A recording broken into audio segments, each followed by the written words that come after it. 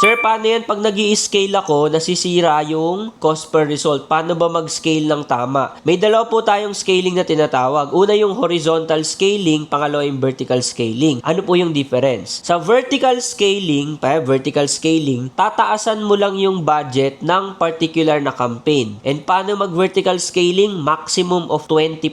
So halimbawa, 500 per day ang budget mo. Pag i-vertical scale mo siya, gagawin mong, increase mo ng 20%. So gagawin mong 600. So after 24 hours, tataasan mo na naman ng 20%, di ba? Ganun siya, vertical scaling. Maximum po yung 20%. So, vertical scaling, at some point, mag-hit po yan ng plateau. Ibig sabihin, pag in-scale nyo pa siya ng mas mataas, masisira na yung cost per result. Normal po yun. Pag nangyari yun, ang kailangan po ninyong sundan is yung horizontal scaling or kailangan ninyong gawan yung horizontal scaling. Ano po yung horizontal scaling? Basically, magpa-publish ka lang ng panibagong ad creatives or panibagong ad angles. Yun lang po yun. So, halimbawa, ang audience mo or ang mga creatives mo, umiikot siya sa freelancing or pwedeng targetin mo naman yung business owners or pwedeng gumawa ka ng creatives for retirees. So, horizontal scale, magbibigay ka sa Facebook ng mga creatives na iba yung topic, iba yung angle, iba yung atake, iba yung style. Yun po yung tinatawag na horizontal scaling. Ideally, para kang nagbubuo ng pyramid. Sabay yan. So, may both na horizontal ka, gumagana yung horizontal mo. At the same time, nag-i-scale ka vertical. Balance po yan. Hindi pwedeng puro horizontal ka lang, wala kang vertical. Hindi pwedeng puro vertical ka lang, wala kang horizontal.